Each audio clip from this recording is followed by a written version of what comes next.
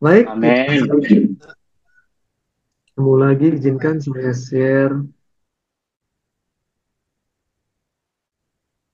bahan ini.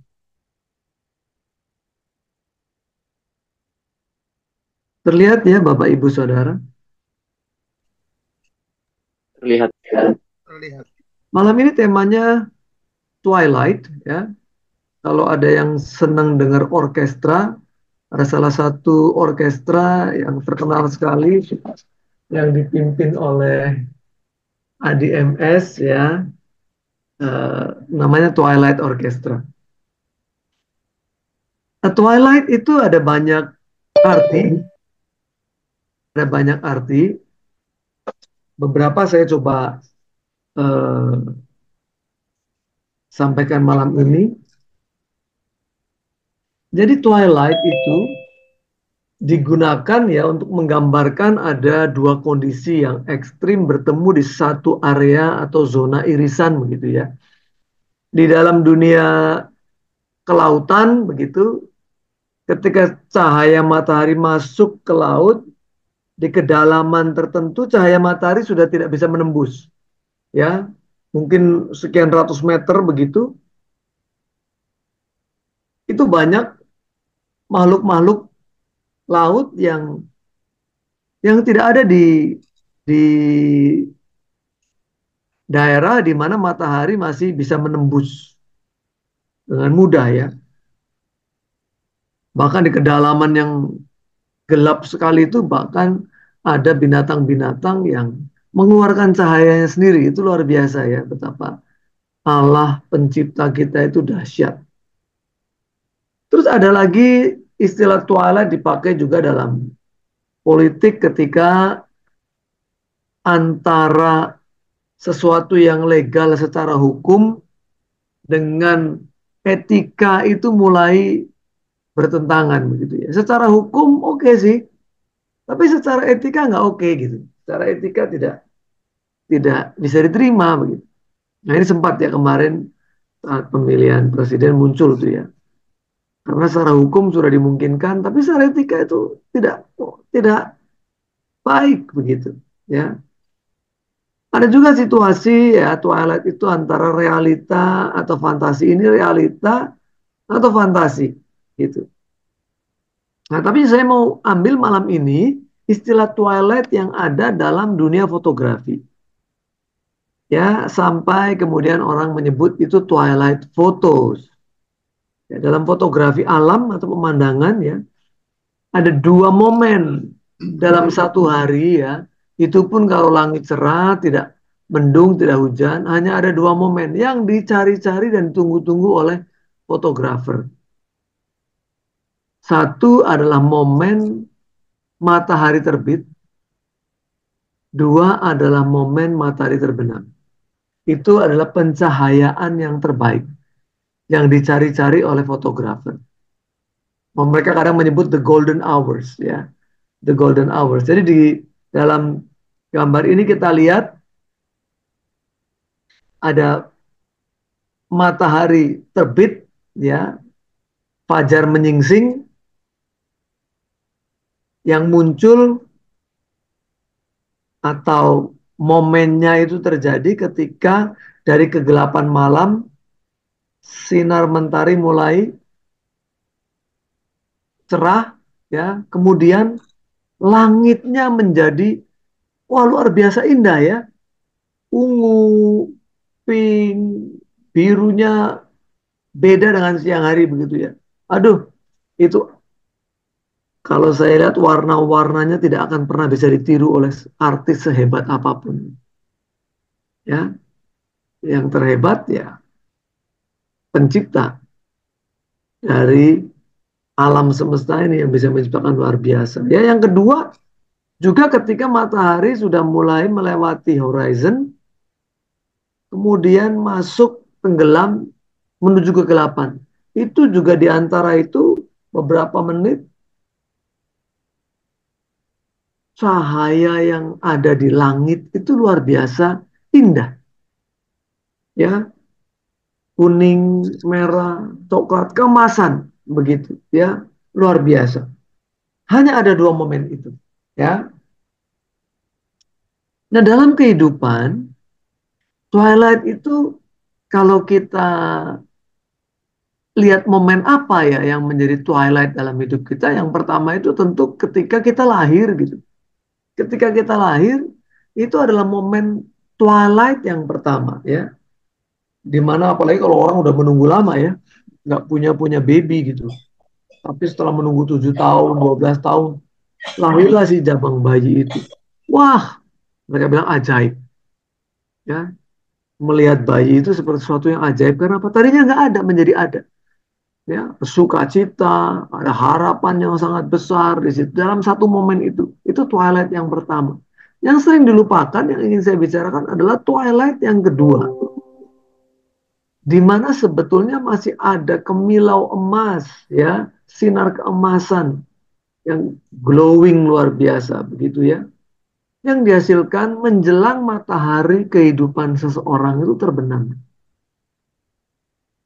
Kalau kita bicara tentang orang-orang yang sudah berumur, usianya udah 50, 60 ya, udah pensiun begitu. Manusia kadang merasa nggak berharga, nggak produktif ya, dia merasa jadi beban, post power syndrome, terus banyak perasaan dia mengecilkan diri sendiri, melemahkan semangat hidup, semangat berkarya gitu ya. Nggak harus seperti itu, nggak harus menunggu tua gitu. Momen terbenam ini nggak harus menunggu tua, tidak menunggu juga sakit. Maka menjadi kewajiban kita selama kita masih bernafas, kita harus terus menghasilkan kemilau cahaya-cahaya yang indah ya dalam langit kehidupan kita. Kita nggak tahu soalnya kapan kita tenggelam. Masing-masing tenggelamnya itu punya waktunya masing-masing. Nggak menunggu tua, nggak menunggu sakit. Maka kita malam ini mau menegaskan kita harus menghasilkan cahaya kemuliaan itu.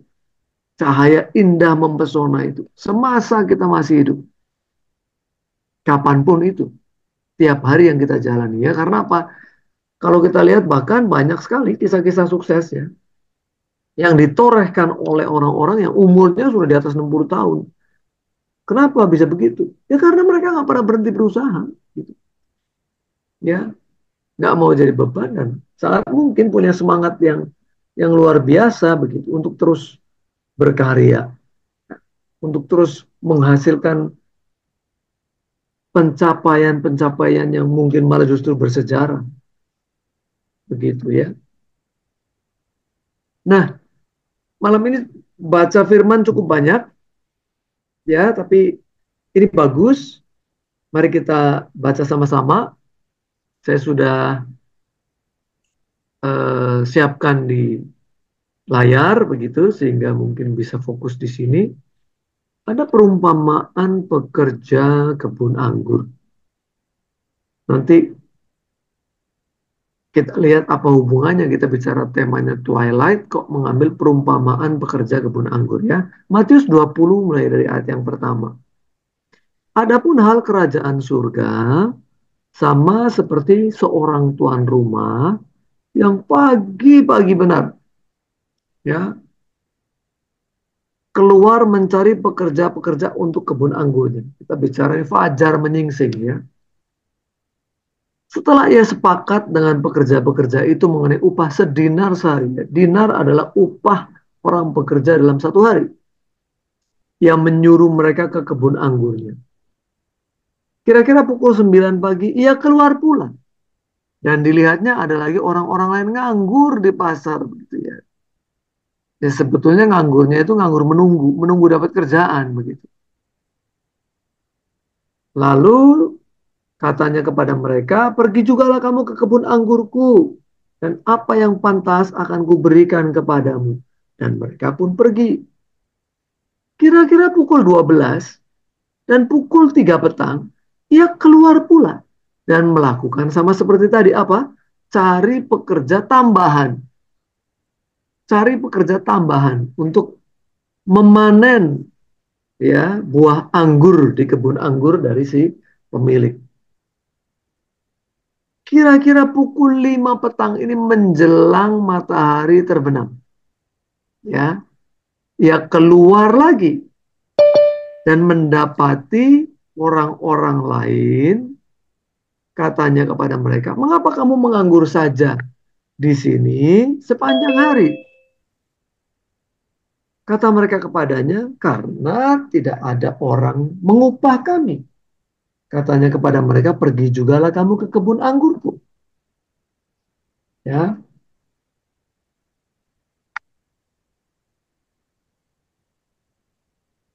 di ayat yang ke-8, ketika hari malam, Tuhan itu berkata kepada mandornya, "Panggillah pekerja-pekerja itu dan bayarkan upah mereka, mulai dengan mereka yang masuk terakhir hingga mereka yang masuk terdahulu." Maka datanglah mereka yang mulai bekerja kira-kira pukul 5, justru yang terakhir, dan mereka masing-masing menerima 1 dinar, ya. Di dalam hukum yang berlaku dalam bangsa Yahudi, di dalam kitab Ulangan, itu dikatakan bahwa pekerja-pekerja harian harus dibayar hari itu juga, ya. Maka tidak boleh, bahkan sebetulnya tidak boleh sesudah larut malam, sebelum matahari terbenam itu harus sudah dibayar, begitu kan. Kemudian datanglah mereka yang masuk terdahulu, sangkanya akan mendapat lebih banyak karena kerjanya lebih lama, gitu ya. Tetapi mereka pun menerima masing-masing 1 dinar.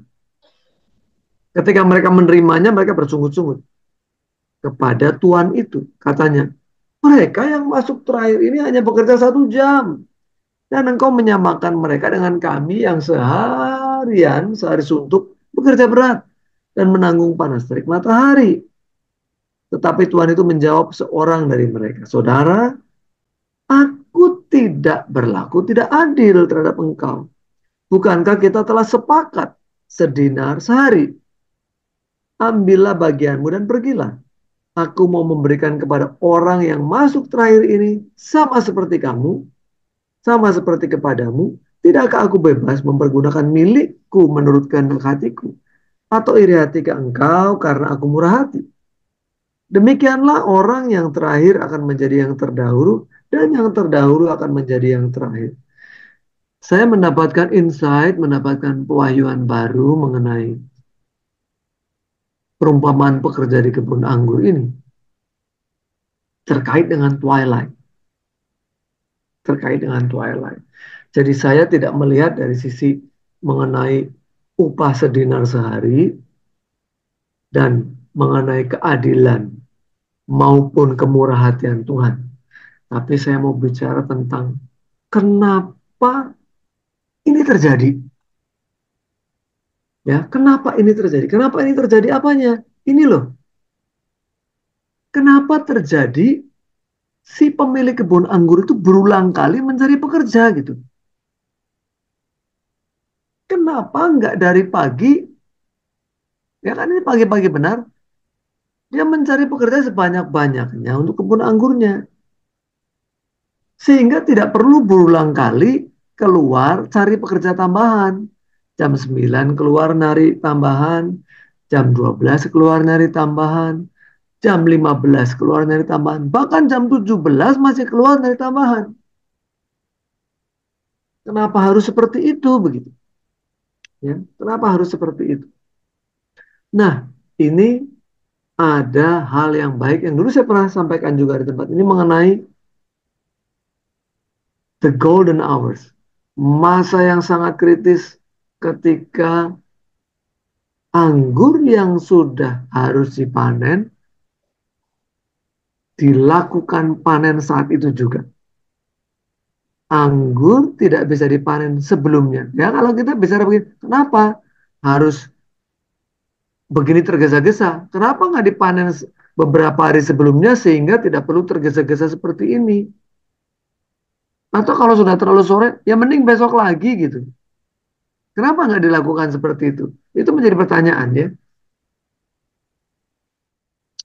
Ini kebun anggur, Bapak Ibu Saudara, ya. Kalau kita lihat di beberapa eh, teman di Indonesia yang coba bertani anggur, mungkin pohon anggurnya nggak segede-gede ini. Ya, nggak segede-gede ini. Pohon anggurnya udah gede-gede banget ini. Udah tua. Ya, udah jadi lebih tinggi daripada orang ini ya, lebih tinggi. Di beberapa tempat kebun anggurnya masih sangat-sangat rendah. Gitu ya. Tapi ini yang kita mau lihat. The golden hours. Seperti twilight zone yang hanya berlangsung begitu singkat. Ya, harus diambil gambar yang terindah saat itu. Kalau berkaitan dengan panen anggur harus dilakukan pada hari itu. Memanen buah anggur adalah masa paling krusial, masa paling kritis. Pendek sekali waktunya, nggak boleh terlalu cepat, nggak boleh terlalu lambat. Karena terlalu cepat buruk, terlalu lambat juga buruk. Anggur itu buah pre-climacteric ya. Artinya apa? Anggur itu kalau sudah dipetik dari batang pohonnya, dia tidak akan bertambah matang. Begitu dipetik, dilepas dari batang pohonnya, dia stop. Tidak lagi menjadi matang. Beda sama Bapak Ibu yang biasa beli mangga masih hijau, ya, itu sudah di pasar aja udah dipetik dari pohonnya. Dibiarkan saja lama-lama menjadi matang. Tidak memerlukan pohonnya lagi. Buah pepaya, ya kan? Kita beli masih hijau, tunggu beberapa hari, lama-lama dia menguning, kemudian menjadi lebih manis, ya. Apalagi alpukat, ya, alpukat juga begitu. Kita beli masih hijau, masih keras, dibiarkan. Ada yang bilang diperam, lama-lama menjadi matang. Justru di luar pohon. Anggur nggak begitu, Bapak Ibu Saudara. Anggur kalau sudah dipetik dari pohon tidak bertambah matang, tidak menjadi matang begitu ya. Maka nggak bisa dipetik sebelum sebelum musimnya atau memang tepat waktu untuk dipetik. Petik dulu aja seminggu sebelumnya lah, ya. Terus kemudian diperam, nanti kan juga menjadi manis. Enggak menjadi manis. Asam akan seterusnya asam. Maka memetik terlalu cepat, ya karena buah ini preklimakterik. Memetik terlalu cepat, tingkat keasaman anggur itu tinggi. Kadar gulanya masih rendah. Tanin ya, tanin itu senyawa yang membuat kulit anggur, bijinya, ya yang memberikan tekstur ya, tekstur gitu. Rasa, tekstur, warna gitu ya, itu tanin. Itu masih agresif sekali. Kalau masih masam, diproses menjadi wine ya, kalau di Inggris, bahasa Inggrisnya kan ada wine, ada grape. Kalau di Indonesia sama-sama anggur. Jadi saya masih bedakan antara wine setelah difermentasi jadi wine, jadi minuman anggur, begitu, bukan jus ya, minuman anggur, kadar alkoholnya kurang, tekstur dan rasanya tidak baik. Kalau dipetik terlalu cepat, kalau dipetik terlalu lambat, keasamannya rendah, kadar gulanya menjadi terlalu tinggi, terlalu manis. Senyawa taninnya itu sudah mencapai titik yang justru nggak memberikan atau memungkinkan memberi tekstur yang baik juga untuk wine. Kedua situasi di atas tadi mau dipetik, dipanen terlalu cepat, dipanen terlalu lambat, anggur nilai wine-nya itu jatuh. Paham ya? Jadi kita coba pahami nih situasinya kenapa harus seolah-olah tergesa-gesa harus hari itu juga dipanen. Ya, harus hari itu juga dipanen. Alasannya seperti itu. Dan buat saya contoh ya, saya banyak ada pekerjaan yang membutuhkan banyak orang. Misalnya menggali tanah ya, menggali tanah. Menggali tanah misalnya satu orang kalau menggali satu hari misalnya terbaik dia 10 meter untuk kedalaman misalnya 1,2 meter gitu. Oh, itu udah bagus sekali.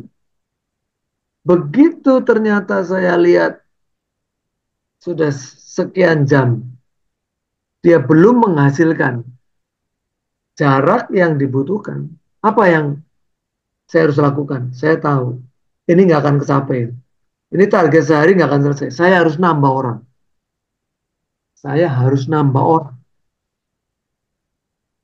Jadi tentu saya berpikir begini ya, bahwa si pemilik kebun anggur ketika tak pagi-pagi benar dia menghitung, oh jumlah orang untuk luas kebun anggur misalnya 1 hektar, saya misalnya akan ambil 100 atau 200 orang begitu untuk memanen. Anggaplah 100 orang.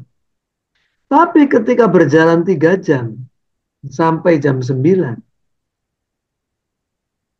orang belum menyelesaikan 25% dari target. Kalau 12 jam itu kita bagi menjadi, tadi kan 3 jam, 3 jam, 3 jam, masing-masing jam itu 25% ya. Hasilnya belum 25%. Apa yang dilakukan oleh pemilik kebun anggur? Dia nggak bisa diam. Dia harus nambah orang. Waduh, baru seperempat. Saya harus nambah orang. Mungkin dia cari orang lagi ya untuk ngejar ketinggalan itu. Bisa dia cari misalnya 50 orang lagi. Makanya jam 9 dia rekrut lagi orang untuk bekerja. Nambah misalnya 50 orang. Ternyata jam 12 harusnya kan 50% nih selesai. Nggak selesai 50%. Dia harus rekrut orang lagi. Dia harus nambah orang lagi untuk kerja di jam 12. Jam 3 sore dia cek lagi. Masanya kritis nih. 1 hari harus selesai, ternyata nggak selesai. Dan jam 3 sore belum 75% selesai. Makin pendek waktunya, dia harus nambah orang lagi. Maka dia rekrut lagi. Bahkan sampai jam 5 sore. Ya, seharusnya sudah anggaplah 90% lebih. Ternyata belum gitu. Maka dia rekrut lagi. Jadi kalau kita kembali melihat kenapa si orang yang bekerja dari pagi yang memang sudah sepakat 1 dinar dan nggak salah tuanya sepakat kok, dan kemudian mereka iri hati kepada yang hanya bekerja 1 jam. Saya punya penafsiran tersendiri bahwa orang-orang yang bekerja yang kemudian komplain ketuanya adalah orang-orang yang malas. Mereka bekerja tapi tidak produktif. Kalau mereka bekerja sesuai dengan target, pastilah tuan itu tidak perlu lagi merekrut tambahan orang. Ini penafsiran saya atas apa yang terjadi ya. Kenapa akhirnya orang itu bersungut-sungut dan sebagainya ya. Nggak sadar bahwa dia itu malas, kerjanya tidak mencapai target. Dia hanya berpikir bahwa kalau saya kerja seharian berpanas-panas, walaupun sepakat 1 dinar, itu yang kerjanya sebentar dan mungkin karena bersyukur dia kerjanya gila-gilaan, dia tahu waktunya cuma tinggal 1 jam, dia kerjanya ekstra keras sehingga mendapatkan upah yang sama begitu ya. Itu menjadi salah satu kemungkinan yang terjadi ya. Mengapa pemilik kebun anggur melakukan rekrutmen berkali-kali gitu. Nah, slide ini slide terakhir ya. Tapi saya mau cerita sebelum slide terakhir ini, kenapa saya punya tema ini, dari mana idenya gitu ya. Ada 3 momen. 3 momen yang membuat sinergi begitu Sehingga saya gabungkan menjadi satu tema malam ini gitu. Twilight itu muncul ketika saya mendengarkan lirik lagu yang dinyanyikan oleh Anita Mui. Anita Mui kalau nanti Bapak Ibu Saudara coba googling ya, searching siapa dia. Dia adalah diva, seorang diva. Dia artis dan pemain film ya, pemain film, penyanyi yang sangat terkenal di tahun 80-an. Dia banyak main film dengan, kalau teman-teman tahu, ada Andy Lau dulu ya. Um, Kemudian sempat dinobatkan ya. Wah, kalau penyanyi itu kayak penyanyi pop seperti Madonna begitu. Dia Madonna Asia begitu. Anita Mui. Anita Mui melakukan konser terakhir ya. Orang juga nggak tahu bahwa itu konser terakhir. Konser terakhir bulan November tahun 2003. Konser terakhir November 2003. Dan dia mengenakan gaun pengantin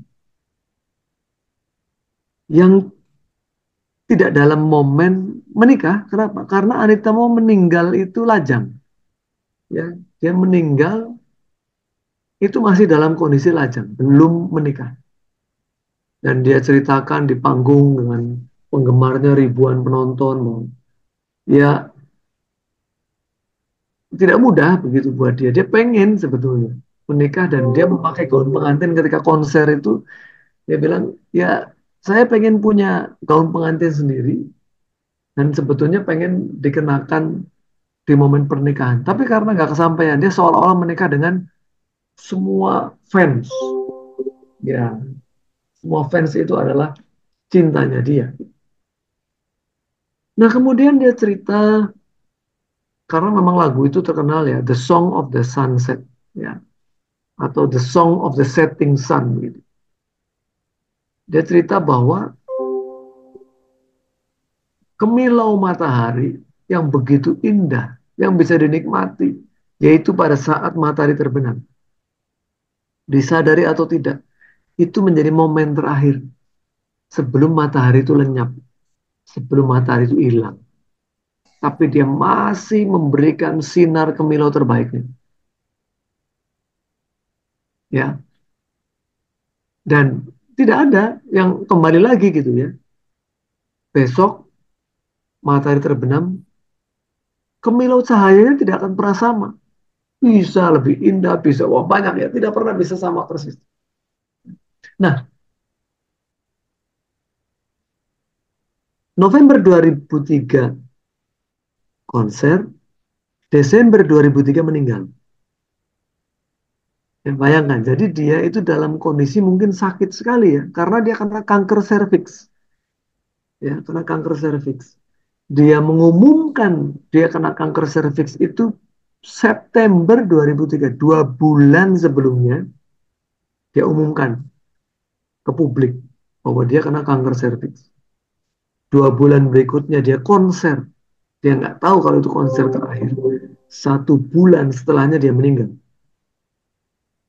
Ya, jadi wow, saya bilang dalam kondisi sakit dia masih melakukan performa terbaiknya.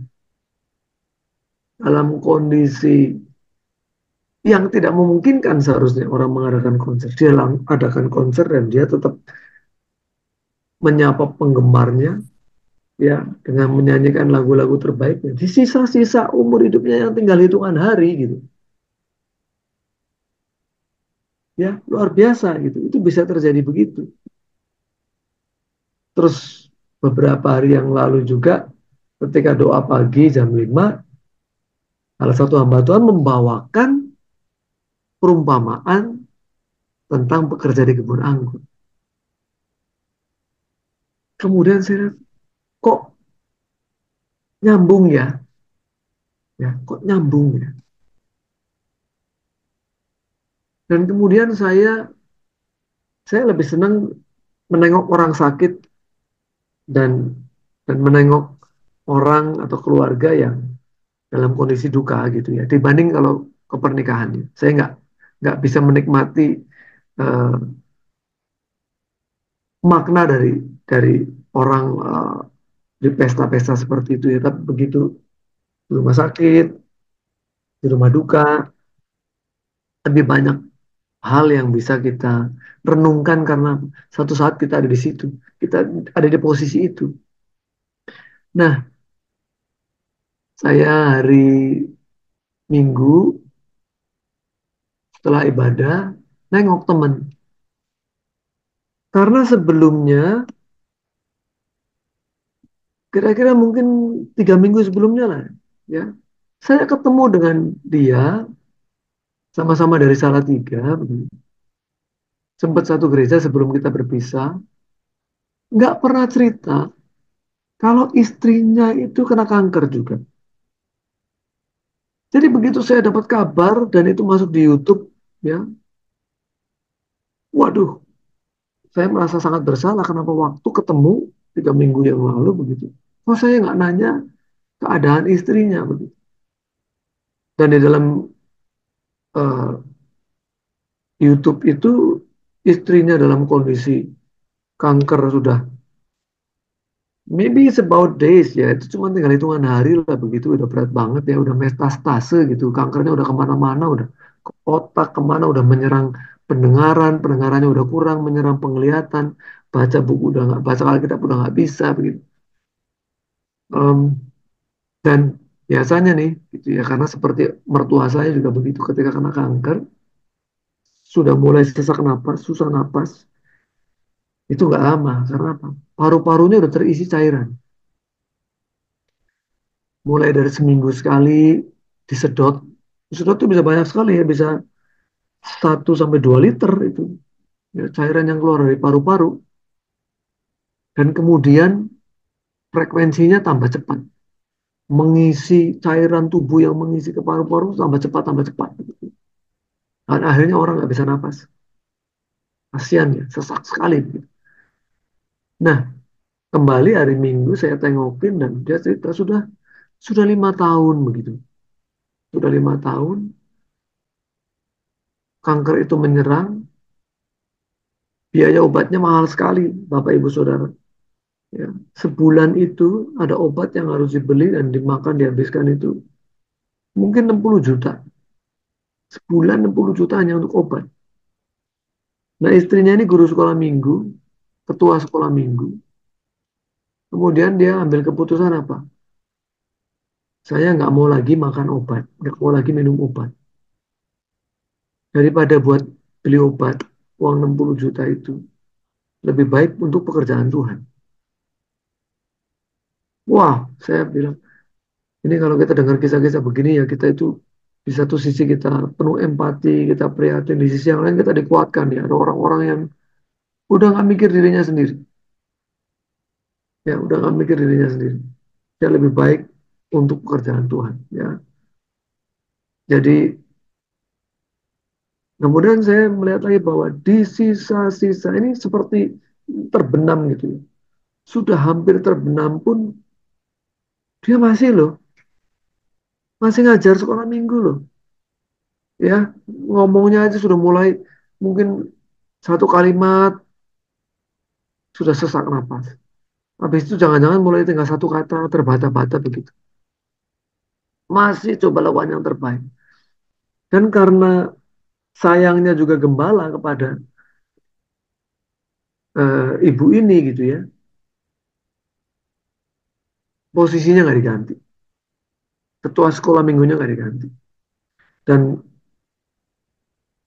minggu lalu itu ya, 2 minggu lalu lah ya berarti. Dia datang hadir di ibadah itu karena anak-anak sekolah minggunya mau tampil. Ya, anak-anak sekolah minggu itu mau tampil karena ingin dilihat oleh ibu ini, bukan oleh orang tuanya.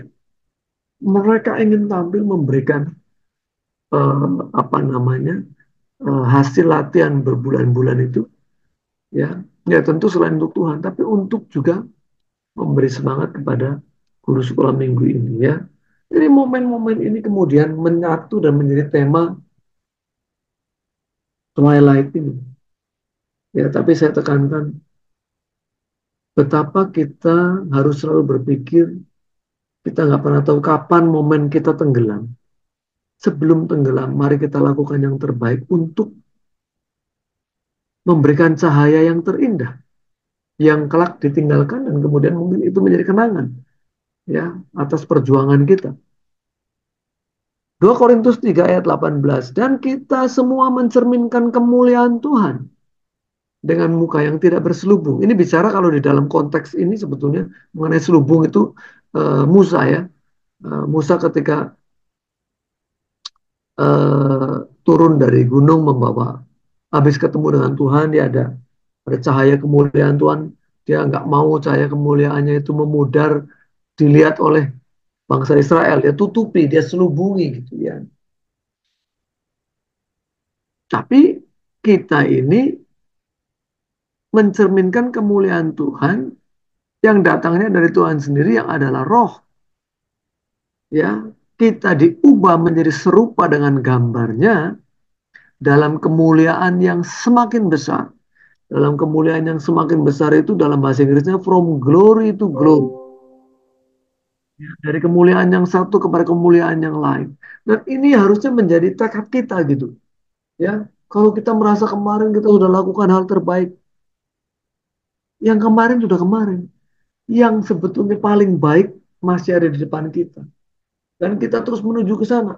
Kita terus lakukan untuk memberikan kemuliaan dari satu kemuliaan kepada kemuliaan yang lain. Jangan cepat puas diri gitu. Sebab yang lebih baik dan mungkin yang terbaik masih ada di depan kita. Maka sampai kita menutup mata, tadi lagunya yang dinyanyikan ya, sampai kita menutup mata, kita seharusnya tidak berhenti berkarya, melakukan apa yang memang Tuhan berkenan. Selama kita masih diberi nafas hidup, artinya tanggung jawab belum selesai, belum selesai. Kita wajib meninggalkan warisan nilai-nilai kehidupan. Nggak penting ya, warisan harta itu nggak penting. Tapi nilai-nilai kehidupan, semangat untuk tetap berkarya sampai akhir hayat. 2 Timotius 2 ayat 20 dan 21. Di dalam rumah yang besar, bukan hanya terdapat perabot dari emas dan perak, melainkan juga dari kayu dan tanah. Yang pertama, yaitu perabot dari emas dan perak, dipakai untuk maksud yang mulia. Dan yang terakhir untuk maksud yang kurang mulia. Tentu kita ingin menjadi perabot yang dipakai untuk maksud-maksud yang mulia. Karena untuk itu kita diciptakan. Kita nggak mau jadi perabot. Tapi ini menjadi penekanan kita terakhir.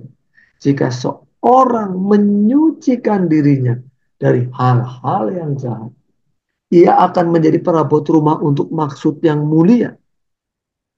Ia dikuduskan, dipandang layak untuk dipakai tuannya, dan disediakan untuk setiap pekerjaan yang mulia. Mari malam ini kita bulatkan tekad kita kembali ingat, kita punya tanggung jawab yang belum selesai. Kalau esok pagi kita bangun, tanggung jawab belum selesai. Kita tanya Tuhan, apa yang terbaik ya Tuhan? Yang harus saya lakukan untuk menambah kemilau. Tentu bukan untuk kita, tapi untuk Tuhan. Supaya kita terus berjalan dari satu kemuliaan kepada kemuliaan yang semakin besar. Amin. Saya kembalikan kepada Pastor Lepri. Teman-teman, luar biasa firman Tuhan malam hari ini. Tepuk tangan dulu bagi Tuhan. Ya, ya. uh, ya teman-teman, diberkati ya semua teman-teman malam hari ini. Baik teman-teman yang juga tutup kamera, ya saya harap kita semua mendengar. Karena firman malam hari ini itu bagi saya itu mengajarkan tanggung jawab secara pribadi dengan Tuhan. Ya, jadi kita punya tanggung jawab langsung dengan Tuhan. Ketika kita menyadari bahwa kita punya tanggung jawab secara pribadi dengan Tuhan, maka pasti kita bisa bersinar, ya, bersinar. Dan seperti tadi disampaikan bahwa kalau kita sudah melakukan hari ini tuh jangan berpuas diri. Waduh, itu jangan berpuas diri, jangan merasa bahwa kita sudah mengerjakan yang terbaik hari ini, tapi karena masih ada yang di depan yang mungkin ya, yang Tuhan masih berikan kesempatan buat kita untuk melakukan yang terbaik, ya. Jadi secara pribadi ini memberkati saya, ya. Teman-teman gimana? Silakan. Ada yang mau kesaksian, ada yang mau beri tanggapan, silakan.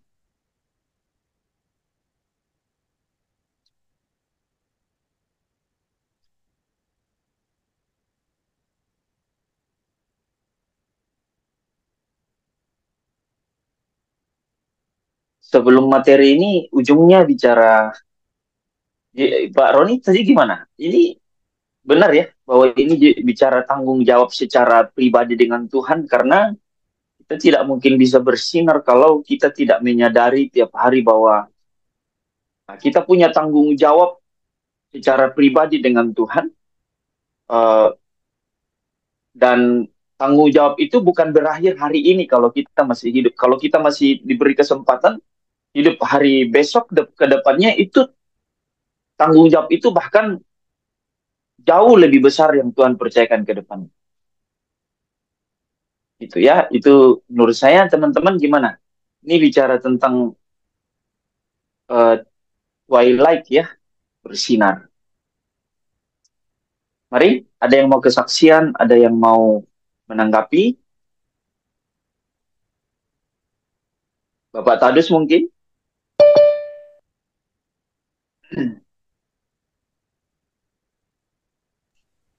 Ya, baik, Salam. Terima kasih Ya, untuk Shalom.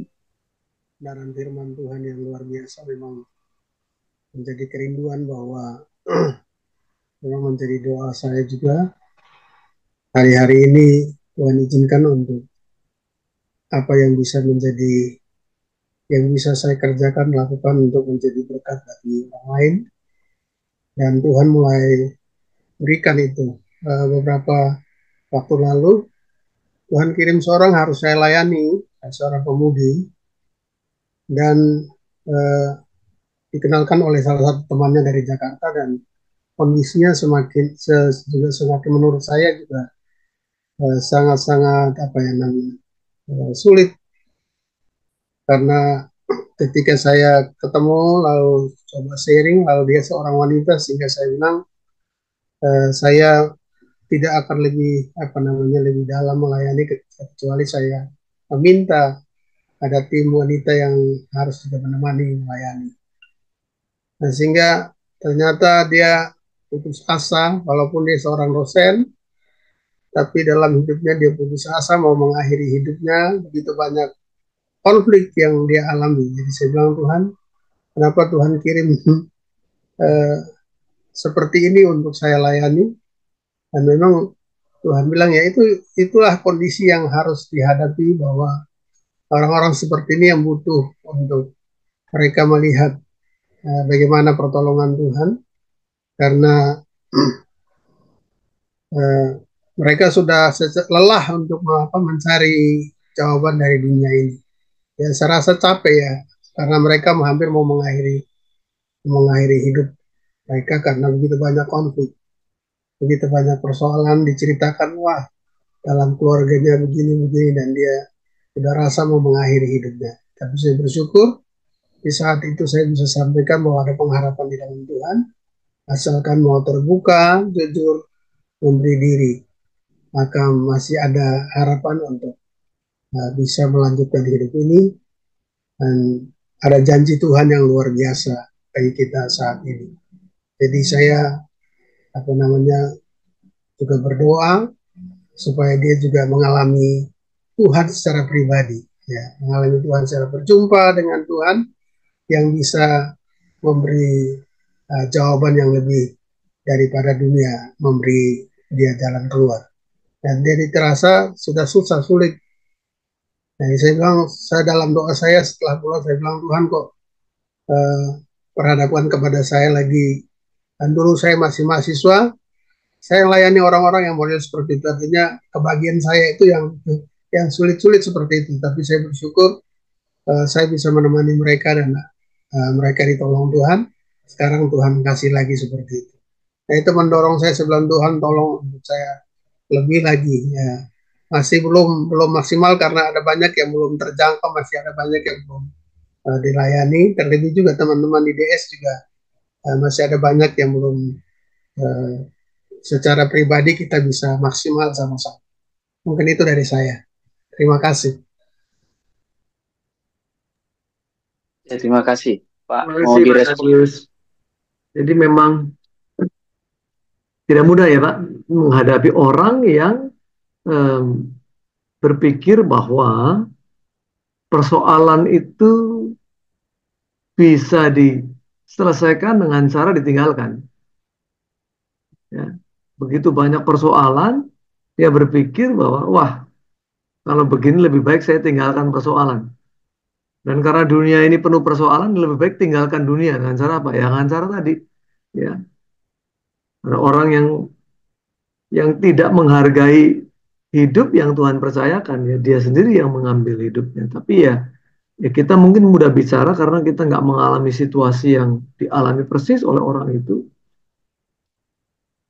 Ya yang bisa dilakukan memang apa yang Pak Tadus sudah biasa dipertemukan dengan orang-orang seperti itu, empati memang ya, berempati dengan mereka. Tapi memang mereka butuh teman begitu. Mereka butuh teman.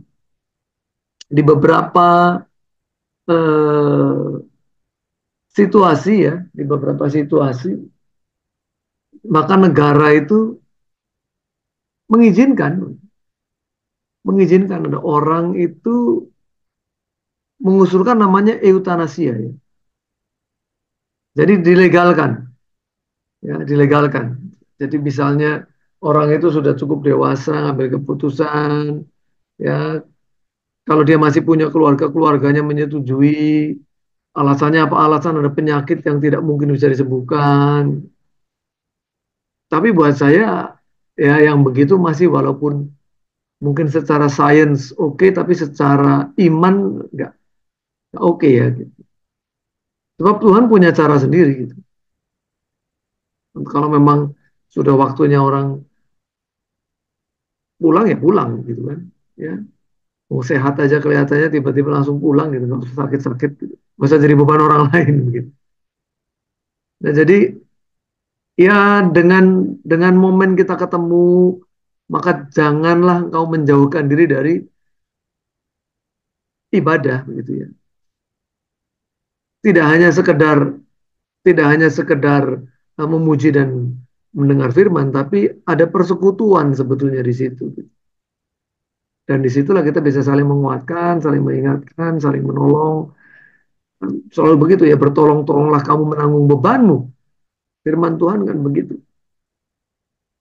Nah, orang-orang yang dalam kondisi terpuruk ya sampai nggak punya cara lain, pikirannya buntu, dia hanya berpikir sendiri, memang bahaya. Maka perlu di counseling gitu, perlu didampingi, perlu ditemani sampai dia merasa bahwa ternyata melihat kehidupan itu tidak sepicik itu, sesempit itu, apa namanya, semudah itu kemudian menyerah.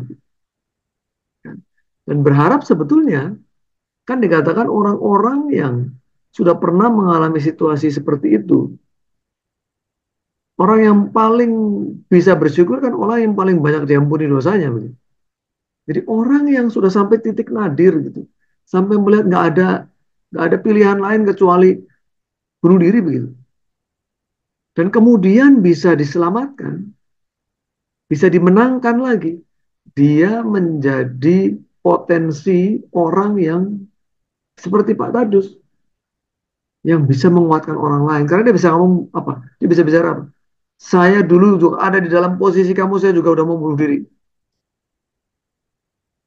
Tapi saya akhirnya bisa kuat, saya bertobat, saya nggak lagi melakukan itu, bahwa hidup ini yang dipercayakan Tuhan. Hidup yang sangat bernilai. Ya, selama kita masih hidup, kita masih bisa memberi banyak manfaat kepada orang lain. Kalau sudah mati, mau bisa apa lagi gitu? Nggak bisa buat apa-apa lagi. Ya, jadi, waduh itu luar biasa ya Pak Tadus punya kesempatan begitu. Bersyukur ya kalau ada orang-orang yang sudah dalam titik-titik lembah yang terdalam dalam hidup itu bisa diangkat begitu. Dia mungkin akan mengangkat orang lain juga yang ada di posisi-posisi yang sama. Itu komen saya Pak Tadus. Terima kasih sekali. Terima kasih, Pak Rul. Ya, teman-teman ada yang lain?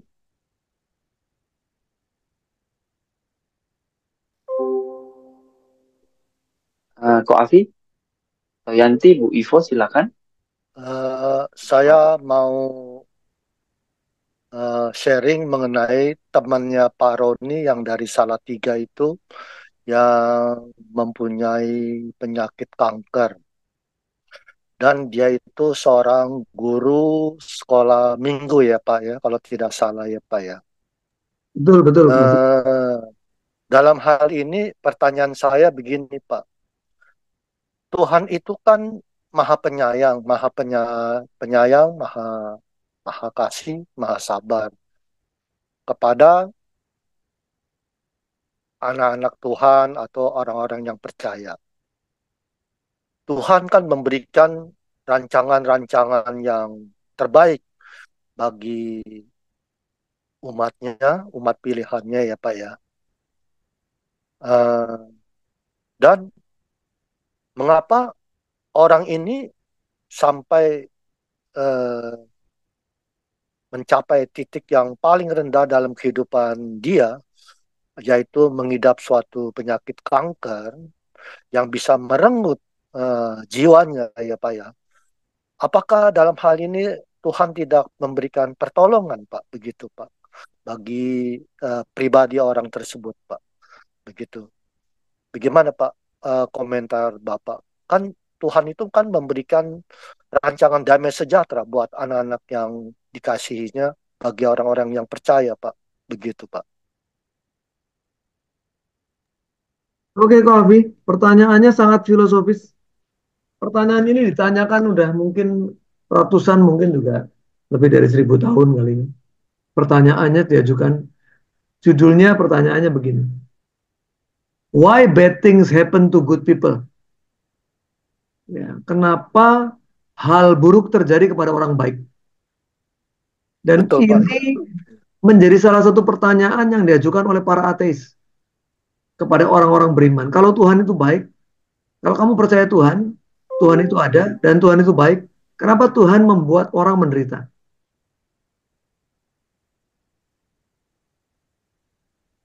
Oh, pertanyaannya berat. Karena ini pertanyaan filosofis sekali. Ya, dan kemudian ada rabi yang menulis buku begitu ya. Bukunya When Bad Things Happen to Good People. Ketika hal-hal buruk terjadi kepada orang-orang yang baik. Wah, itu satu buku Pak jawabannya, Pak. Satu buku jawabannya. Tapi di dalam buku yang saya juga baca dan saya bagikan buku-buku ini, saya bagikan karena apa, saya bawa dalam doa teman-teman yang saya kenalin. Aduh, banyak sekali yang kena kanker. Jadi yang saya ceritakan tuh cuma satu, tapi yang saya masih doakan ini yang belum uh, juga lagi berjuang itu ada banyak. Juga guru sekolah minggu, ya ada guru sekolah minggu. Kemudian ada yang meninggal ya. Saya dulu pelayanan di Komisi Daerah Pelnap, Gereja Pantai Kosta di Indonesia, DKI Jakarta, saya di situ, saya di majelis daerah. Ketuanya, ketua komisi daerahnya, Kak Ane, ya namanya Kak Ane, istri pendeta, sangat setia. sangat cinta anak-anak. Meninggal juga karena kanker. Dan dia tidak mau ke rumah sakit. Dia tidak mau ke rumah sakit, dia tidak mau dilakukan kemoterapi, dia tidak mau diradiasi. Dia serahkan kepada Tuhan. Kalau Tuhan mau ambil, tapi saya hanya percaya kalau Tuhan masih mau kasih saya umur panjang, ya Tuhan sembuhkan. Udah, imannya begitu. Meninggal, saya ada di situ ya. Dan dia nggak mau membebani orang lain gitu ya. Jadi kita berdoa sama-sama di kamar tidur dia ya, guru-guru sekolah minggu gitu. Um, Banyak sekali gitu cerita-cerita ini ya. Jadi ada yang kemudian kecewa ya karena dia menganggap Tuhan itu jahat, kecewa dan dia marah kepada Tuhan dan dia juga tidak mau lagi melayani Tuhan. Jadi ceritanya orang-orang yang anaknya meninggal, dia sudah berdoa, berpuasa supaya anaknya nggak meninggal, meninggal juga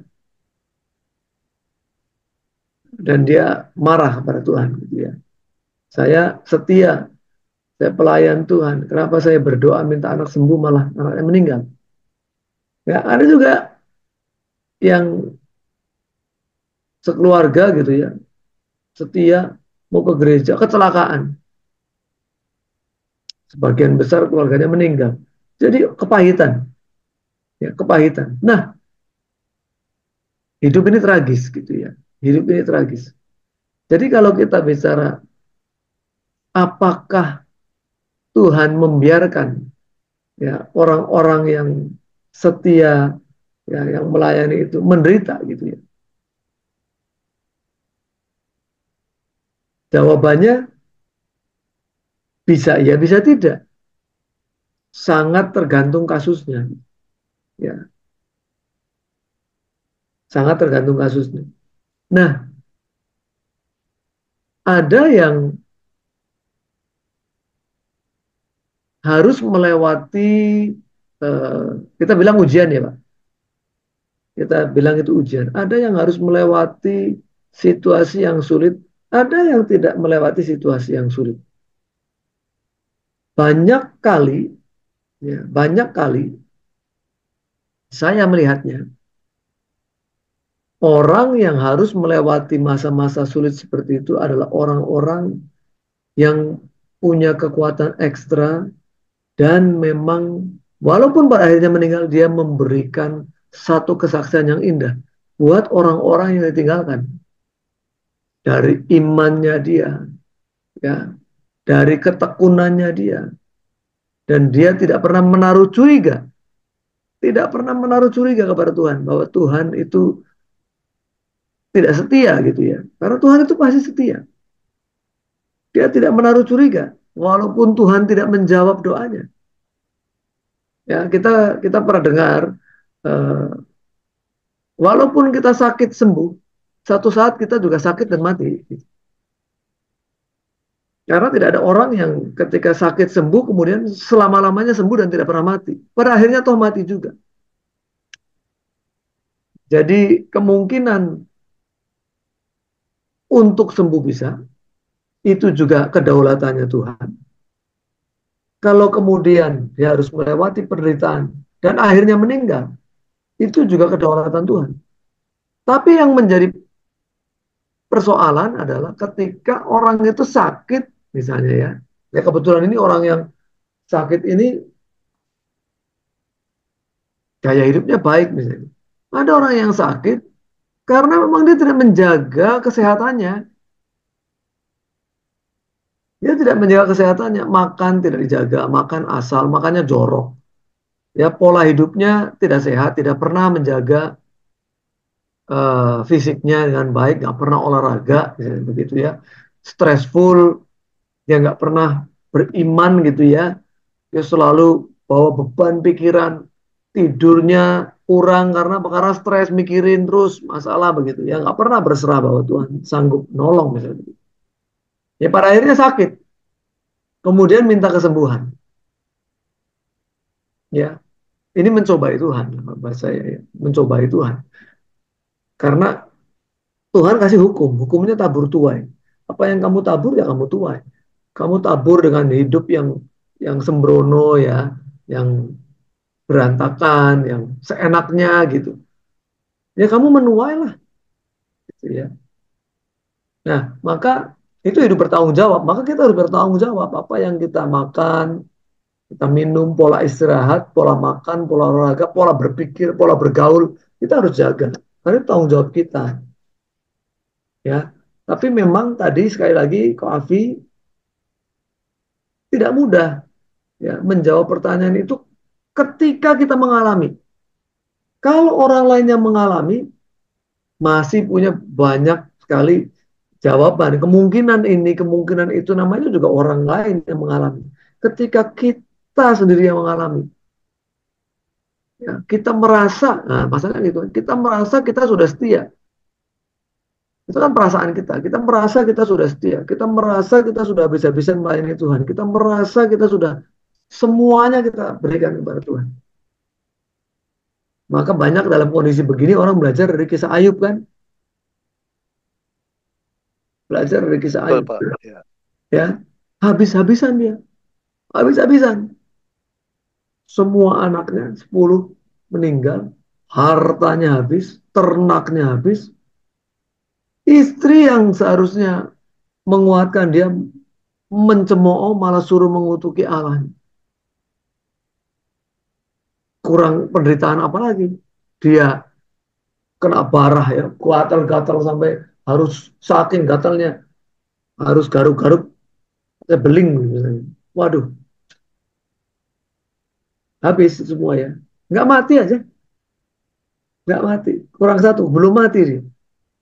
Tapi hebat loh itu. Setelah melewati itu semua, itu kan yang diuji nggak cuman fisik ya, fisiknya kena, ya, tubuhnya juga kena penyakit, mentalnya, ya, semua hartanya habis semua udah. Dari orang mungkin yang paling kaya jadi paling miskin, paling menderita, paling melarat. Tapi dia bisa lewati itu.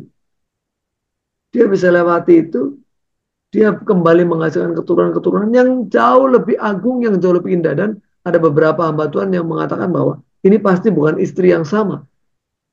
Ya, anak-anak yang dikatakan tidak ada yang lebih cantik daripada anak-anak Ayub ya. Itu bukan dari istri yang suruh mengutuki Allahnya. Ada yang berpikir begitu walaupun nggak ditulis dalam Alkitab ya. Tapi secara logika iya juga ya. Karena kalau dari istri yang sama kemungkinan ya sudah disebut sebelum sebelum meninggal yang 10 itu adalah anak-anak yang cantik-cantik gitu ya. Tapi berkat itu kemudian muncul bisa dinikmati oleh orang itu atau orang lain. Kita nggak pernah tahu gitu.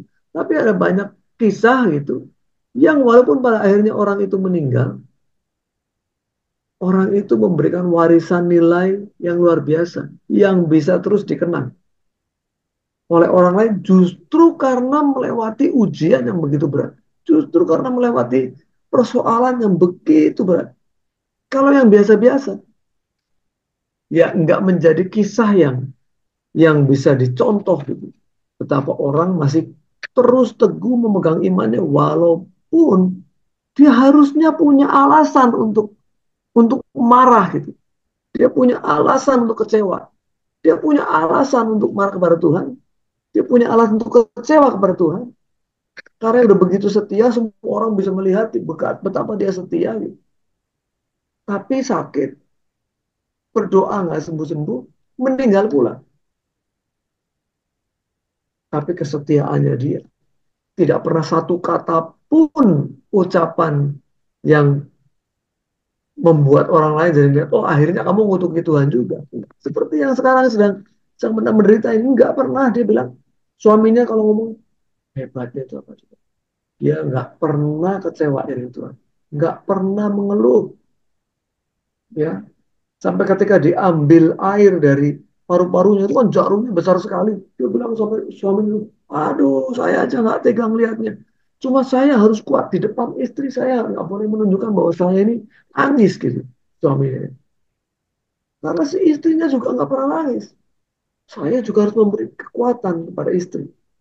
Ketika ditusuk saya peluk itu. Istrinya nggak, waduh itu sakit banget mungkin. Juga nggak keluar kata-kata yang seolah-olah, aduh, aduh, enggak gitu. Ya. Jadi itu jadi kesaksian luar biasa buat anak-anaknya dan semua ya. Sampai kemarin tuh sempat kritis, sudah kritis. Jadi masuk ke rumah sakit, saturasi oksigennya cuma tinggal berapa katanya?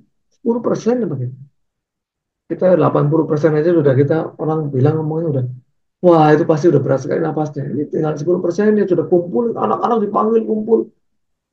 Udah mulai bahkan si suaminya ngomong, aduh saya mau minta maaf juga nih. Mau gimana ya? Kita semua udah harus siap waktu itu. Siapa yang ngurusi pemakaman? Siapa yang ngurusi? Udah bagi-bagi tugas, ya. Siapa yang ngurusi rumah duka? Siapa yang ngurusi nanti pakaian yang mau dibawa, mau dipakai? Gitu. Nggak jadi meninggal, nggak jadi meninggal. Jadi, waduh banyak sekali. Jadi banyak sekali kisah-kisah yang menguatkan kita yang hidup justru dari orang yang hampir meninggal gitu. Nah, di satu sisi saya melihat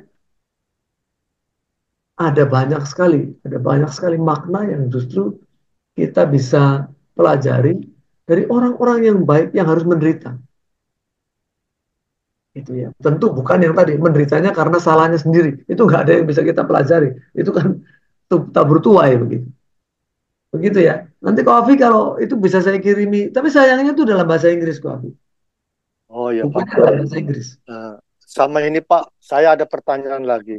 Biasanya Ya, kan kalau kita seorang yang beriman itu, seorang yang sudah percaya Tuhan Yesus itu, kita anggapan saudara seiman ya Pak ya. Mau nggak mau kan kita juga berdoa kepada Tuhan, bagaimanapun Tuhan memberikan satu jamahan kasih tangannya kepada orang ini ya Pak ya. Supaya kesembuhan boleh terjadi Pak. Nah, saya mau minta Bapak penjelasan di Matius 18 ayatnya yang 19 Pak. oke ya. Kita baca ya. Kalau bisa saya bacakan ya Pak ya. Matius 18 ayatnya 19. Dan lagi aku berkata kepadamu, jika dua orang daripadamu di dunia ini sepakat meminta apapun juga permintaan mereka itu akan dikabulkan oleh Bapakku yang di sorga, Pak. Gitu. Nggak ada Ya, perkataan firman Tuhan.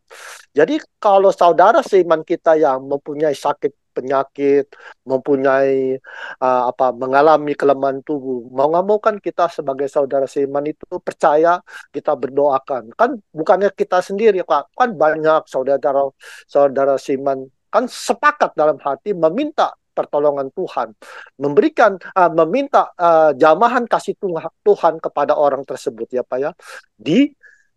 Saya mau dikonfirmasikan di Matius 18 ini ayat yang 19 Pak, begitu Pak. oke. Ya, kita lihat konteksnya ya, Pak. Ya, Pak Afi, kita lihat konteksnya. Itu konteksnya mulai dari sebetulnya di dalam Alkitab asli ya tidak ada paragraf-paragraf, tapi kita mesti lihat konteksnya. Jadi ayat 19 ya dikatakan, dan lagi aku berkata kepadamu, jika dua orang daripadamu di dunia ini sepakat meminta apapun juga, permintaan mereka itu akan dikabulkan oleh Bapakku yang ada di surga ya. Sebab betul Pak. Ya, ada dua atau tiga orang berkumpul dalam namaku, di situ aku ada ya, di tengah-tengah mereka ya. Ayat sebelumnya, aku berkata kepadamu ayat 18 ya. Sesungguhnya apa yang kamu ikat di dunia ini akan terikat di surga. Dan apa yang kamu lepaskan di dunia ini akan terlepas di surga. Ya. Nah, konteksnya ini enggak sebetulnya ya, enggak hanya bicara mengenai kesembuhan. Ya, ini enggak bicara mengenai kesembuhan. Ya. Tapi kita melihatnya begini, dalam konteks yang lebih luas, apapun juga gitu ya. Sekarang yang kita tidak tahu, adalah begini.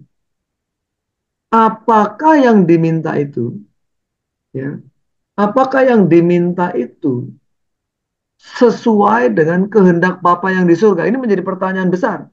Karena kemudian, oh kalau begitu, apakah kita bisa sepakat untuk meminta bahkan hal-hal yang tidak sesuai dengan kehendak Tuhan? Kan nggak mungkin. Kita misalnya, kemarin itu saya lewat, waktu saya mau pelayanan ya, lewat di daerah Pondok Gede, ada kan orang itu sering buang sampah sembarangan ya. Dan itu kan sering ditulisnya orang kasar-kasar ya. Yang buang sampah di sini, ya gitu ya, apalah gitu ya, kasih binatang misalnya. Tapi kemarin itu terus apa coba? Doa ya. Jadi di sepanjang tembok itu, karena mungkin banyak orang buang sampah, ditempelkan kalimat doa. Doanya apa? Ya Allah katanya gitu. Miskinkanlah orang yang membuang sampah di sini. Jadi doanya doa kutukan. Kalau orang buang sampah di situ, dikutuk menjadi miskin. Ya. Jadi kalau saya melihat begini ya, emang yang begitu-begitu doa-doa yang tidak sesuai dengan kehendak Tuhan itu, apa ya akan dikabulkan? Tentu tidak. Tentu tidak. Ya. Jadi apa namanya? Yang menjadi tatanan di dalam kerajaan surga tentu yang pertama adalah apa yang menjadi kehendak Bapa. Itu tatanannya begitu. Ya. Nah, saya percaya gitu ya. Ayat ini benar. Ya, ayat ini benar. Bahwa kalau orang sudah melekat dengan hatinya Bapa, ya, sudah melekat dengan hatinya Bapa, dia nggak akan pernah meminta hal yang bertentangan dengan kehendak Bapa. Dan perkara orang sembuh atau tidak, itu tuh saya nggak tahu. Maka saya sekarang kalau berdoa, kemarin juga begitu saya berdoa untuk istri yang sakit kanker ini ya. Saya doanya apa? Kalau memang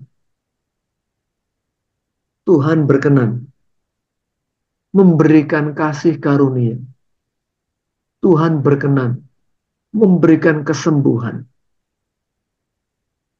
sembuhkanlah. Doa saya begitu. Saya bukan doa orang yang ngotot, kemudian bisa merubah gitu ya. Ya, bisa merubah. Karena banyak sekali, kayak contoh lah misalnya ya. Tuhan berkata apa? Kalau kamu punya iman sebesar biji sesawi, kamu berdoa, kamu gunung pindah. Gak pernah terjadi tuh gunung pindah. Apakah kemudian artinya tidak ada orang di dunia yang punya iman bahkan sebesarnya biji sesawi itu kecil banget gitu? Saya tidak pernah melihat. Apakah artinya seluruh dunia ini tuh nggak ada orang punya iman? Itu pertanyaan juga kan, Kofi? Betul, Pak. Ya. Ada gunung yang pindah sampai sekarang juga. Orang mau berdoa, mau puasa sampai dia meninggal karena nggak makan juga nggak akan pindah itu gunung. Kenapa begitu? Loh, karena gunung dengan segala konturnya yang diciptakan itu sudah kehendak Tuhan ditaruhnya di situ. Ya tentu dengan apa namanya, banyak kejadian ya. Kemudian muncul lagi anak Krakatau karena induk Krakataunya sudah meletus ya. Itu sudah kehendak Tuhannya begitu. Kemudian kita berdoa nih, sepakat nih berdua nih ya. Saya mau Afi kita berdoa. Kita pindahin gunung yuk. Kan apapun juga nih. Tentu ternyata tidak. Karena itu bukan kehendak Tuhan. Jadi dalam konteks apa kita ini sepakat ya meminta apapun juga yang tentu sesuai dengan kehendak Bapa gitu. Itu yang dikabulkan. Kalau bertentangan nggak akan dikabulkan. Ya. Itu sih. Jadi saya lebih berpikir bahwa orang yang sudah bisa meminta kepada Bapa tentu orang yang sangat hormat, sangat tahu bahwa dialah yang mempunyai segalanya. Dia tentu juga tidak akan meminta hal-hal yang ngawur begitu ya. Dan dia akan sangat berhati-hati ya, untuk meminta ini. Itu yang saya pahami begitu ya. Itu yang saya pahami. Semoga bisa bisa menjawab, Afi. Kalau enggak memang kemudian ya kita coba dites. Kita minta apapun juga ternyata kan nggak dikabulkan gitu misalnya ya. Karena ngawur gitu. Yang menangkap Ya, Saya tambahkan, ya silakan. Wafi, saya tambahkan memang eh, bahkan lebih hebat lagi Matius 7 ayat 7 kan. Mintalah maka kamu akan diberi, ya kan? Ketoklah maka pintu dibukakan kan. Itu lebih strong lagi itu kan. Sama lah ya strongnya. Nah, tetapi kita ya seperti yang udah dijelaskan tadi mentor. Nah, saya mengangkat di Yohanes 15 ayat 7 ke Afi. Ya. Jadi Yohanes 15 ayat 7 itu berkata juga meminta, tapi didahului dengan begini. Jikalau kamu tinggal di dalam aku dan firmanku tinggal di dalam kamu, mintalah apa saja yang kamu kehendaki dan kamu akan menerimanya. Kemudian ayat 8, dalam hal inilah Bapakku dipermuliakan, yaitu jika kamu berbuah banyak, dan dengan demikian kamu adalah murid-muridku. Jadi pertama yang saya mau jelaskan bahwa, seperti itu tadi sudah dijelaskan bahwa kita meminta ini dalam konteks apa? Apakah itu kehendaknya Allah? Nah, tadi mentor kita udah bilang begitu. Nah, tidak mungkin kita mengerti, bahkan Yakobus bilang, kamu tidak menerima apa yang kamu doakan karena untuk memuaskan hawa nafsumu. Gitu kan? Yakobus bilang begitu. Kamu berdoa, kamu bertengkar. Ya, kamu berdoa bertengkar dan kamu tidak menerima apa yang kamu doakan. Kenapa? Karena untuk memuaskan hawa nafsumu.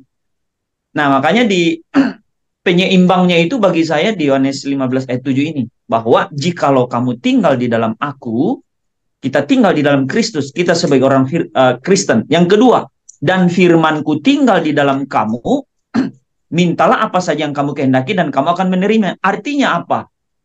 Bahwa ketika kita menjadi orang Kristen dan firmannya itu benar-benar tinggal di dalam kita, kita akan mengerti apa yang menjadi kehendak Bapa. Tadi mentor kita bilang bahwa yang kita doakan ini sesuai kehendaknya Bapa. Nah, bagaimana itu menjadi kehendak Bapa? Yaitu supaya bahwa kita harus, bahwa firman Tuhan itu harus tinggal di dalam kita.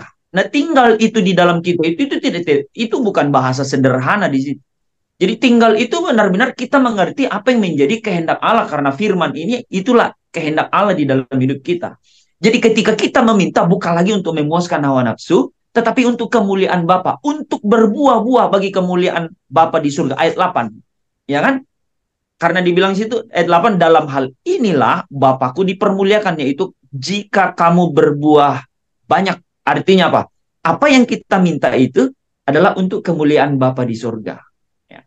Jadi 4 ayat tadi itu ya, Matius 18 ayat 19, kita mundur Matius 7 ayat 7, kita maju ke Yakobus tadi, Yohanes 15 ayat 7 dan Yakobus ya, Yakobus berapa teman-teman? Ada yang tahu?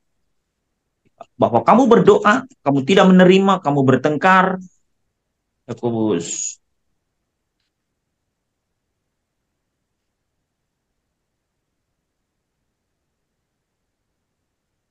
Oke, Yakobus 4 ayat 3 ya.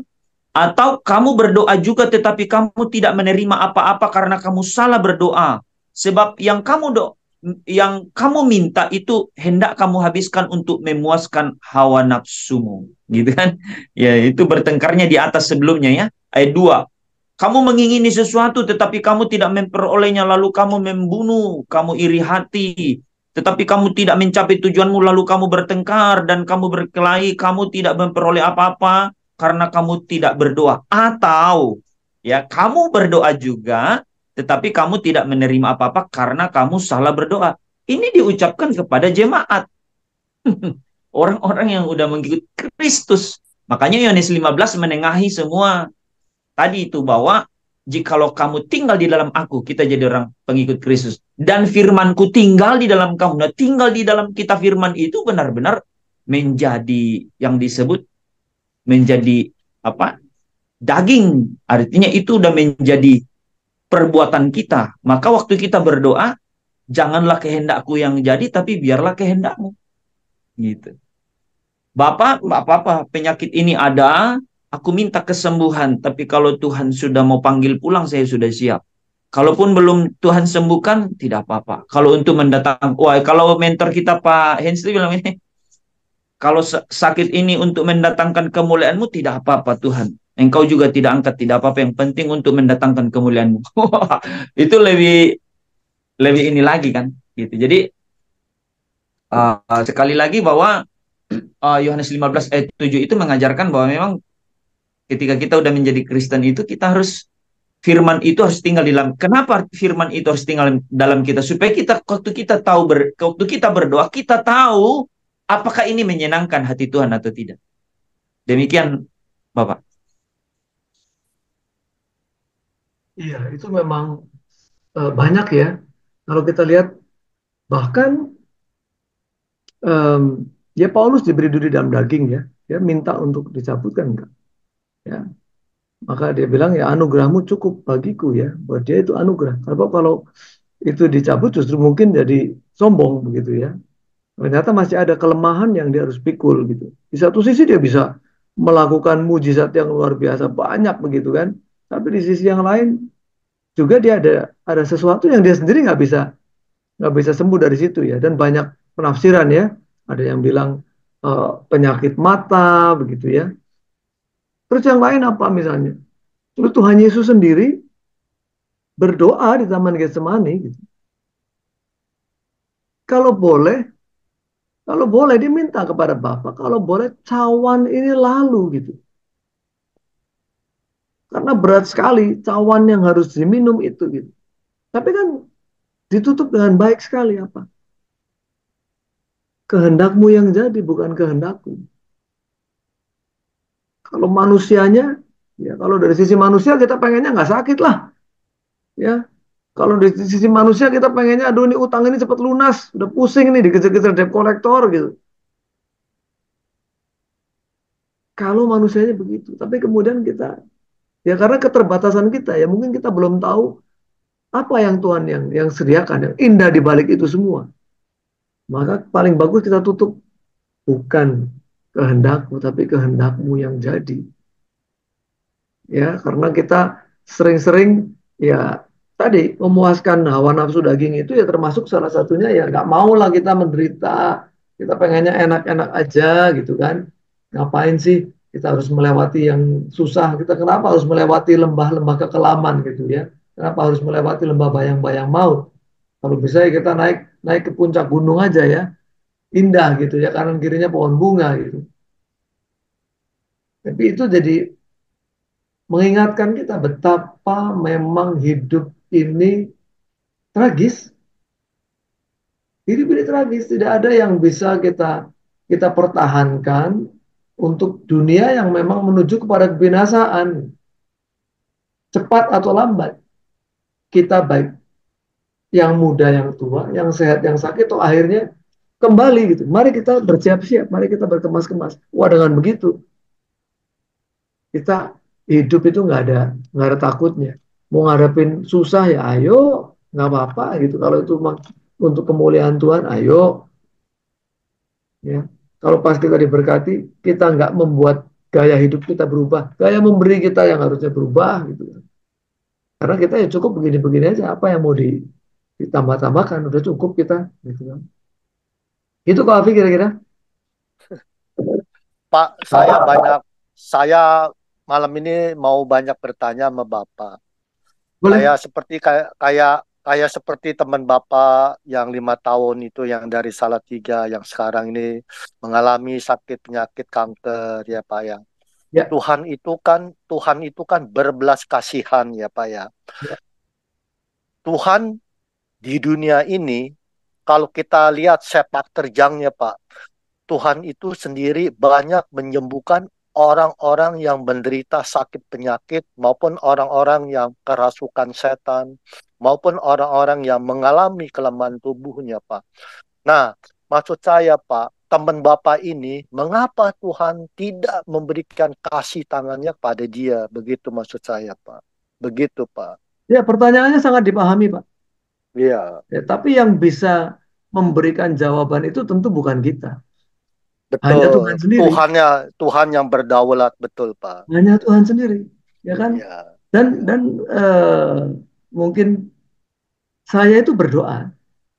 Saya bawa dalam doa pribadi saya setiap hari, bahkan orang tidak percaya. Saya punya teman namanya Pak Khairil, itu orang Muslim, Pak. Istrinya kena kanker. Saya tengokin. Saya nggak kenal istrinya. Saya bawa dalam doa.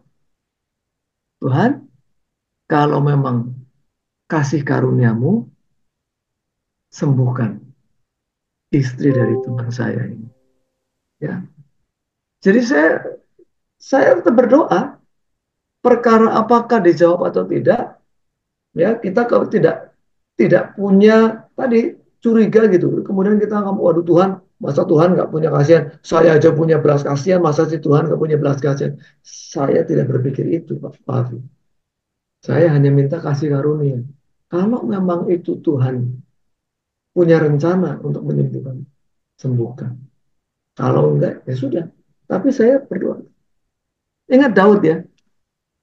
Daud berdoa buat buat anak dari eh, hasil apa namanya, dia sokot perselingkuhannya dengan Batseba ya, anaknya sakit, dia berpuasa, dia berdoa, berpuasa, berdoa, berpuasa, berdoa, akhirnya mati anaknya.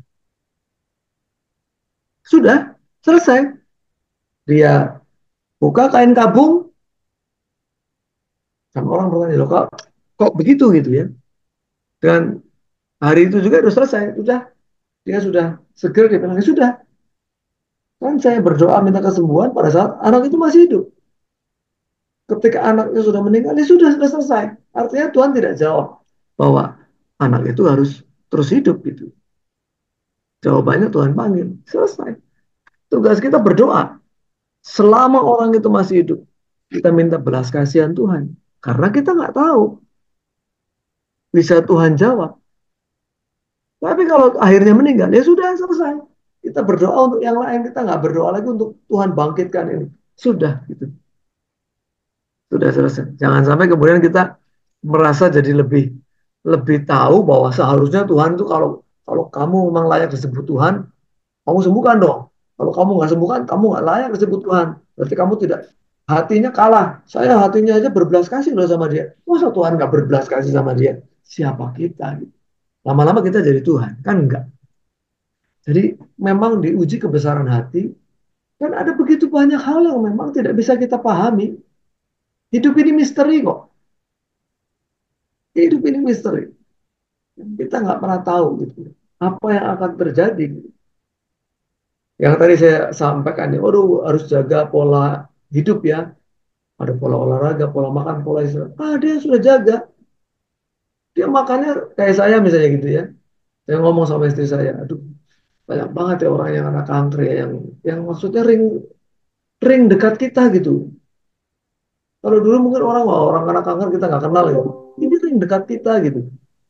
Ya terus saya ngomong begini loh, kita makan sayur, kita makan buah, tapi sayur sama buahnya itu banyak pestisida, banyak insektisida, banyak herbisida, semuanya bahan kimia.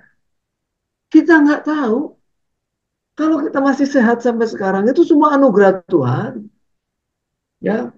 Dan kalau saya sudah jaga kesehatan, olahraganya baik segala macamnya, tetap kena kanker misalnya satu saat,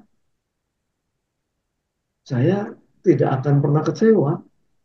Wah kalau begitu dulu saya makan saksang terus aja ya ngapain ya saya tuh makan-makan sembarangan aja ya akhirnya kena kanker juga. Saya tidak kecewa. Sebab kalau saya lakukan itu jangan-jangan saya kena kanker dulu waktu umur 20 tahun gitu. Nggak harus sampai sudah umur sekian gitu.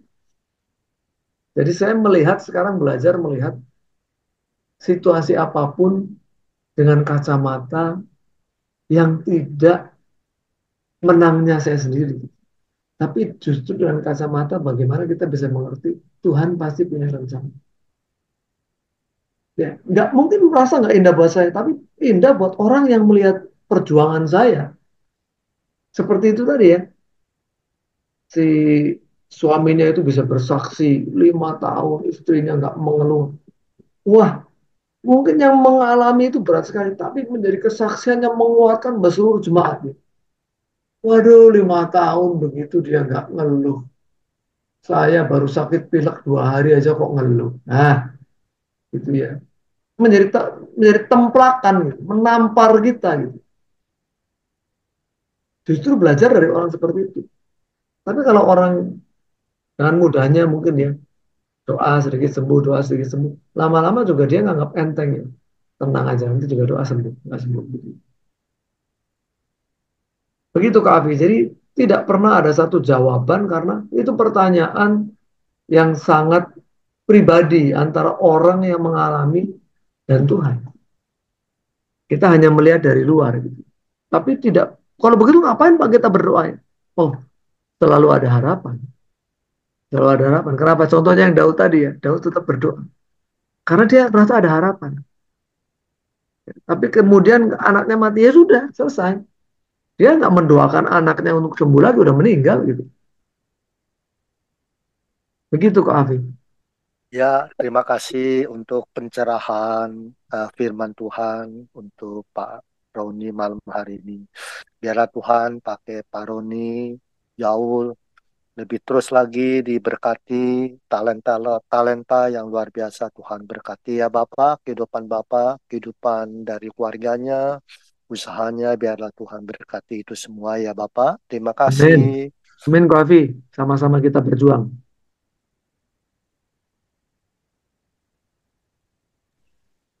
Sebelum ditutup, teman-teman masih ada ya? Ada yang mau bertanya?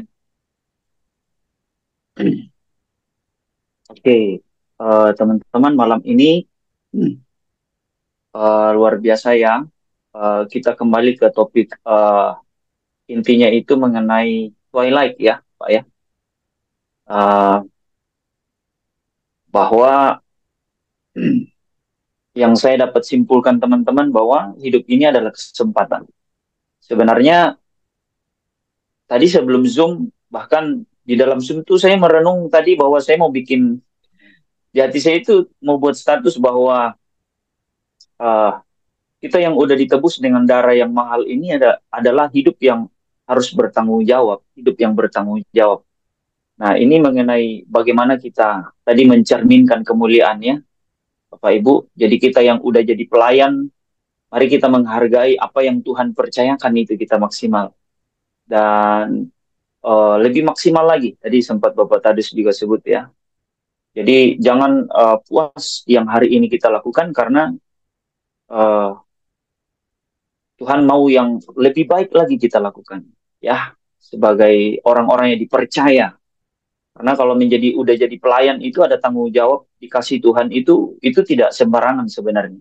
Saya dulu pernah ya, saya secara pengalaman dulu sebelum diangkat jadi ketua pemuda dulu di mana di Makassar itu saya lihat tongkat saya dikasih kan. Jadi memang itu kepercayaan. Jadi teman-teman kalau kita dikasih kepercayaan dalam pelayanan lakukan itu semaksimal. Jangan sampai kita suam-suam kuku. Wahyu 2 ayat 4 itu sangat tragis. Ayat 3-nya itu kalau kita baca, ayat 3 itu Wahyu pasal 2 itu dikatakan bahkan kamu menderita demi namaku. Tapi ayat 4-nya terbalik. Namun aku mencela engkau karena engkau meninggalkan kasihmu yang semula. Kenapa? Karena mungkin dia udah pelayanan itu dengan motivasi. Dia mungkin rajin pelayanan, tapi dia tidak punya keintiman dengan Tuhan. Makanya saya bangun satu konsep pemikiran, satu statement pernyataan dari dulu. Bahwa orang yang melayani Tuhan itu belum tentu dia mengasihi Tuhan. Tapi kalau orang yang sungguh-sungguh mengasihi Tuhan, dia pasti all out melayani Tuhan. Jadi sumbernya dulu, ya. Karena kita tidak punya kekuatan kalau tidak punya uh, amunisi di dalam, tidak punya bahan bakar. Ya, kita kecapean. Kenapa? Karena kita tidak punya keintiman bersama Tuhan. Dan itu yang Tuhan minta. Karena dari setelah itu kita akan melakukan segala sesuatu dengan tidak bersungut-sungut, itu ada ayatnya. Lakukanlah segala sesuatu dengan tidak bersungut-sungut. Apalagi disuruh baru lakukan. Ya, kayak gitu. Jadi hati-hati kita ini para pelayan. Yang kedua, teman-teman, pelayanan bukan hanya di mimbar. Pelayanan bukan hanya dipercayakan sesuatu contoh. Ya, jadi worship leader contoh ya. Saya juga worship leader. Bukan hanya itu. Pelayananmu yang sesungguhnya teman-teman semuanya yang hadir malam hari ini adalah seluruh hidupmu di hadapan Tuhan. Ya, ibu rumah tangga lagi masak, engkau juga melayani Tuhan. Ya, engkau apapun yang kita lakukan itu adalah pelayanan. Ya, kepada anak, istri, suami, ya apapun yang kita lakukan itu adalah pelayanan. Ya, baik duduk, makan, tidur, ya minum, lakukan semua untuk kemuliaan Tuhan. Nah, dari situ kita akan dilihat bahwa kita twilight itu bersinar, Pak ya, Bapak Mentor ya. Twilight itu bersinar dari ayatnya, mencerminkan kemuliaan Tuhan. Jadi makanya saya di dalam hati saya ini muncul bahwa kita itu tanggung jawabnya ke Tuhan langsung ya. Jadi para mentor kita ini, hamba Tuhan di gereja itu hanyalah perwakilan Tuhan, representative of Christ Kingdom. Mereka adalah perwakilan Tuhan, ya, pemimpin di atas kita yang ditaruh isi hati Tuhan untuk menyampaikan sesuatu bagi kita. Bapak Ibu yang terkasih, teman-teman, engkau yang kuliah, ya, bukan berarti bahwa engkau tidak punya. Kau kuliah harus lakukan itu untuk Tuhan. Ya, segala sesuatu, ya, kau harus nampakkan kemuliaan Tuhan itu di dalam hidupmu, mencerminkan kemuliaan Tuhan supaya Tuhan disenangkan, bukan manusia. Ingat sekali lagi, teman-teman, kau lakukan segala sesuatu bukan manusia yang disenangkan, tapi Tuhan yang disenangkan. Karena itu, mari kita kembali kepada dasar yang intim dengan Tuhan, dasar yang teguh, yaitu kita punya tanggung jawab pribadi dengan Tuhan. Maka dari situ, kita akan bisa bersinar bagi kemuliaan Tuhan. Mari kita satu dalam doa, kita bersyukur kepada Tuhan. Bapa yang empunya langit dan bumi, Bapa yang bertahta dalam kerajaan surga, Bapa yang sudah mendesain kami, bahkan memilih dan memberi kami tanggung jawab yang besar. Kami bersyukur kalau Bapa sudah pilih kami. Kami bersyukur kalau malam hari ini Engkau sudah berbicara bagi kami, untuk kami bersinar bagi kemuliaan. Karena itu, bawa kami untuk selalu melekat di hadirat-Mu.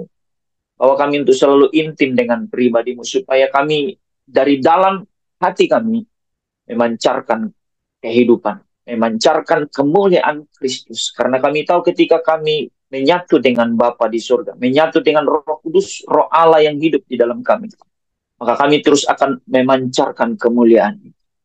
Bapa di surga, siapapun kami malam hari ini,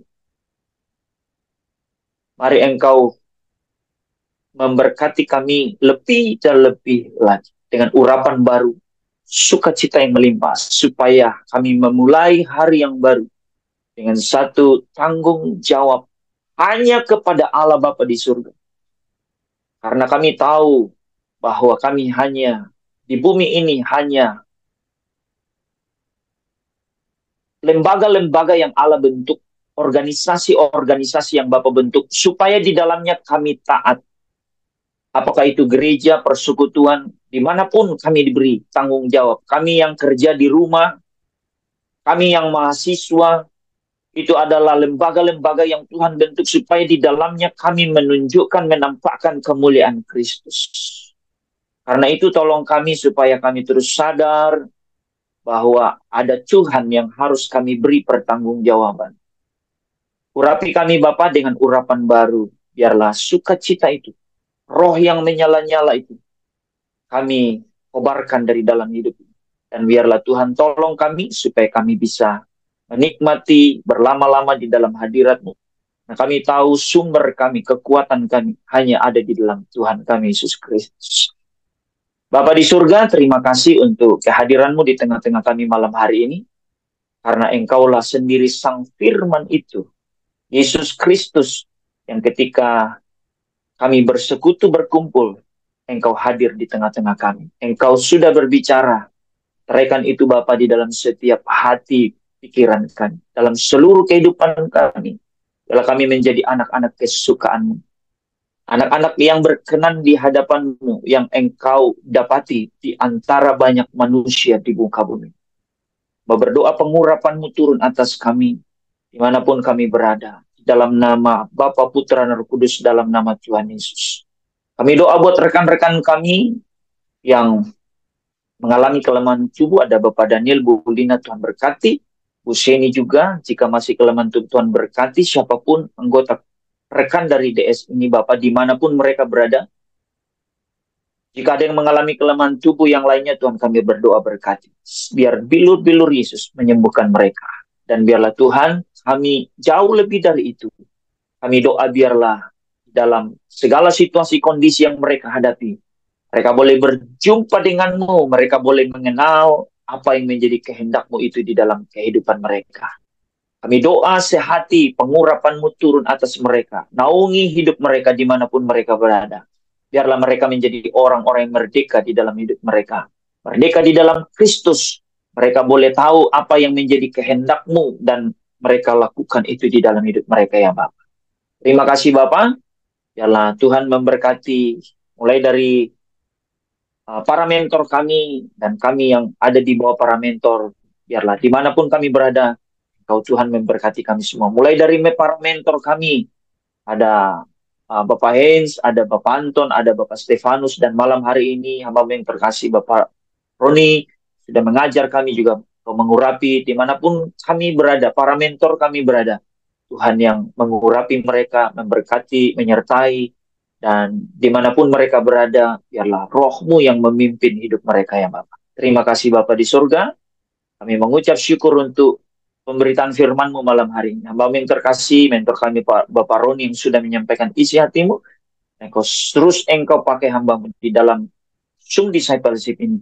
Sampaikan apa yang menjadi kerinduan-Mu bagi kami di dalam discipleship melalui hamba-Mu ini Bapak. Taruh itu, biarlah kami semakin hari semakin ditambah-tambahkan di dalam pengetahuan akan kebenaran, akan setiap firman kehendak-Mu itu di dalam hidup kami. Engkau tegur kami, didik kami, ajar kami. Biarlah setiap kebenaran firman-Mu ini memiliki hati yang taat, hati yang sungguh-sungguh mau merendahkan diri. Kami mau setia melakukannya. Terima kasih Bapak, bagi-Mu segala hormat, pujian dan kemuliaan. Biarlah setiap kami persekutuan ini terlebih membawa kemuliaan bagi nama-Mu. Di dalam Kristus Yesus Tuhan kami sudah berdoa, mengucap syukur kepada Bapa di surga. Saudara yang diberkati malam hari ini, bersama dengan saya kita katakan amin. Amin, amin. Amin, amin.